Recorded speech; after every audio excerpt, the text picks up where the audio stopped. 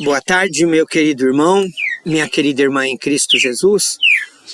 Que a paz do nosso Senhor e Salvador Jesus Cristo possa estar no coração de cada um de nós, né, nesse dia.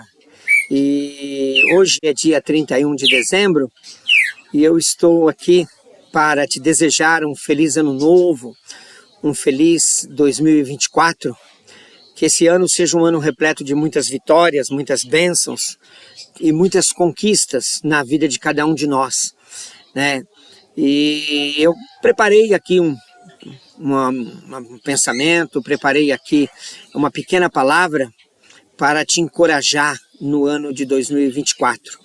E o nosso texto que eu vou usar está no livro do Gênesis, no capítulo de número 22, no versículo de número 8, que diz assim, olha... E respondeu Abraão, Deus proverá para si, meu filho, o cordeiro para o holocausto. E seguiram ambos juntos. É muito interessante, né? Esta palavra, Deus proverá. Frequentemente nós falamos ela, né? Nas circunstâncias, nas situações, né? Nós falamos essa palavra constantemente, né? E eu quero trazer para você que esta palavra, ela traz aí algo de muito forte, algo de muito importante, né? Na verdade, nós vamos encontrar no texto sagrado a palavra, o tetragrama, quando Abraão, ele diz, né, ao seu filho Isaque, Deus proverá, ele usa o tetragrama, né? Que é o nome de Deus, o nome impronunciável. E depois ele coloca, né, um outro verbo, né? Ierê. Ele coloca o verbo ierê junto com o tetragrama. E é muito interessante que esse nome de Deus, ele nos ajuda a entender algumas verdades sobre a provisão que o Senhor tem. Uma provisão toda especial que Ele tem para cada um de nós. E por isso eu queria trazer para você algumas coisas, né? Algo interessante que nós descobrimos somente dentro desse texto, somente dentro dessas duas palavras, né, Adonai e Ire, e eu quero trazer para você, e eu quero fazer até uma pergunta, né? Aonde o Senhor provê as nossas necessidades, né? E eu queria te perguntar isso, onde é que o Senhor provê as nossas necessidades? Olha, querido irmão, querida irmã, Deus provê as nossas necessidades no lugar aonde Ele designa que estejamos. Preste atenção, Abraão, ele estava no lugar que Deus designou que ele estivesse, do jeito que Deus ordenou que ele estivesse, na hora que Deus mandou que ele estivesse. Por isso, Deus proveu na vida dele. Quero lembrar a vocês que Abraão, nesse exato momento, quando ele fala esta palavra, né, Adonai e Ere, ele estava no Monte Moriá. Onde é o Monte Moriá? O Monte Moriá era o local onde ele ia fazer o sacrifício de Isaque, né? E ali, naquele momento, né, o menino que deveria estar acostumado a ver o pai a sacrificar, ele deve ter reparado nos elementos do sacrifício, ele via a lenha, ele via o fogo, ele via o cutelo, mas ele não via o cordeiro. E não via ali o cordeiro do sacrifício. Isso leva o menino a fazer uma indagação ao seu pai. Pai, aonde está o cordeiro? Aonde está o cordeiro para o sacrifício? E foi quando Abraão, ele responde para o menino, Adonai Ire.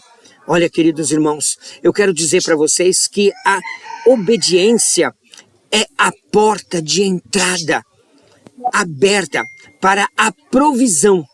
Isso quer nos ensinar que nós não temos o direito de esperar a provisão de Deus se nós não estivermos verdadeiramente no centro da vontade de Deus. Preste atenção, muito se fala, Deus proverá, mas quando assim proclamamos, realmente nós estamos no centro da vontade de Deus? Eu queria que você fizesse essa pergunta para você, porque sabemos que Deus proverá, mas como Ele vai prover?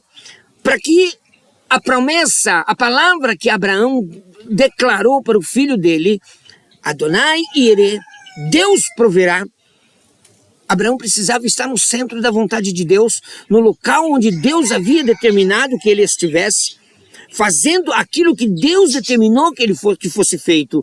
Portanto, Deus proveu, e Abraão pôde dizer, Adonai Yireh, né? E a outra pergunta também, em cima disso, eu quero fazer, quando o Senhor provê as nossas necessidades? Né? E eu queria que você também perguntasse para você mesmo, quando que é? Olha, querido irmão, minha querida irmã, é exatamente quando temos a necessidade, nem um minuto a mais e nem um minuto a menos. Deus, Ele quer prover as nossas necessidades na hora certa, no momento certo. Do ponto de vista humano, isso pode parecer muito tarde, mas Deus nunca chega atrasado. O relógio de Deus não se atrasa. Portanto, irmãos, quando Deus há de prover as nossas necessidades, é exatamente na hora que nós precisamos e aquilo que precisamos. Isso me leva à oração do Pai Nosso, que Jesus nos ensinou. Quando Ele fala, o pão nosso de cada dia, provê hoje. Exatamente hoje. Ele não diz prover amanhã, prover depois de amanhã. Ele manda prover hoje. Ele não fala prover para o mês inteiro. Ele mandou prover hoje. E Deus há de prover as nossas necessidades exatamente hoje para aquilo que nós precisamos. E uma outra pergunta que eu também quero fazer é, como o Senhor provê as nossas necessidades? Qual é a forma que Ele utiliza? Olha, querido irmão, se nós pararmos para pensar, Deus, Ele há de prover as nossas necessidades, tanto por caminhos naturais, quanto por caminhos sobrenaturais. Olha, preste atenção, lá no evento do Monte Moriá, Deus não enviou um anjo com um sacrifício. Preste atenção. Abraão estava lá com a lenha, Abraão estava lá com o cutelo, Abraão estava lá com o fogo. Mas faltava o elemento do sacrifício. E Deus envia um anjo, não com um sacrifício, mas Ele mostrou o cordeiro preso pelo chifre. Olha, irmãos, Abraão só precisava de um cordeiro. Por isso, Deus não mostrou um rebanho inteiro. Ora, afinal de contas, o rebanho de Abraão ficou em Beersheba, onde ele morava. Portanto, Deus proveu somente o cordeiro para Abraão. E o cordeiro era o do sacrifício. Mas ao mesmo tempo, Abraão ouviu a voz de Deus, o que fez com que aquilo que era natural se misturasse no sobrenatural e virou o sobrenatural. Aí houve um milagre e houve a substituição do Isaac pelo cordeiro. Outro querido irmão. E Deus também, irmãos, Ele leva-nos a mais uma pergunta. A quem Deus dá a sua provisão? Deus dá a sua provisão a qualquer um? Essa é uma pergunta que nós precisamos fazer. E eu quero lhe responder o seguinte: Deus dá a sua provisão a todos aqueles que confiam nele e que obedecem às suas instruções. Se Abraão não tivesse obedecido fielmente às instruções de Deus, não teria tido a provisão do cordeiro no Monte Moriá. Então, meu querido irmão, quanto a você, está onde Deus mandou que você estivesse, fazendo o que Deus mandou que você fizesse. Então você pode esperar a provisão de Deus na sua vida, mas é necessário que você esteja fazendo e observando as instruções que Deus tem. E as instruções de Deus nós encontramos na sua palavra, na Bíblia Sagrada. Olha, quando a obra de Deus é feita de modo que Deus ordena, nunca faltará a provisão dele nas nossas vidas. Portanto, meu amado irmão, quando você se dispuser a confiar no Senhor, a obedecer às suas instruções expressas na palavra de Deus, Deus há de prover sempre na sua vida aquilo que você precisa para sobreviver, nem mais e nem menos, nem tardiamente e nem antecipadamente, porém no momento certo e na hora exata. O Senhor não tem obrigação nenhuma, meu querido irmão, de nos abençoar. Preste atenção, Ele não tem obrigação de nos abençoar.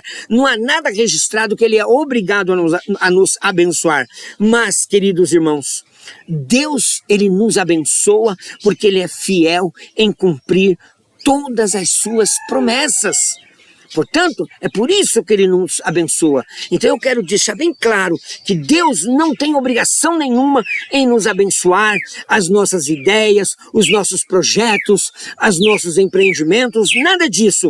Deus não tem obrigação nenhuma com isso. Mas, no entanto, Ele nos abençoa porque Ele é fiel em cumprir as suas promessas para conosco. E outra coisa também, outra pergunta que eu queria deixar aqui, né, para que você refletisse. Por que Deus provê as nossas necessidades? Ora, eu disse anteriormente que Deus não tem obrigação de prover as nossas necessidades, mas eu quero deixar claro para você, por que Deus provê as nossas necessidades? Olha, querido irmão, é simples. É pelo simples fato para a glória do seu próprio nome. Deus provê as nossas necessidades para a glória do seu próprio nome. Porque Deus é glorificado quando Ele provê as nossas necessidades. E foi ali no Monte Moriá, né, que Deus proveu a necessidade de Abraão e de Isaac, e eles fizeram a vontade de Deus, por isso Deus ali foi glorificado. Esse é um episódio, né, nesse episódio é uma antecipação da expressão mais profunda do amor de Deus para conosco. Se quando eu começar a avaliar, quando nós começamos a analisar aquilo que aconteceu ali no Monte Moriá, o fogo, o cutelo, a lenha, e não tinha o cordeiro. Obviamente o cordeiro do sacrifício seria o Isaac. Mas naquele exato momento que o menino pergunta, pai, onde está o cordeiro para o sacrifício? Naquele exato momento, Abraão ele fala, o Senhor proverá.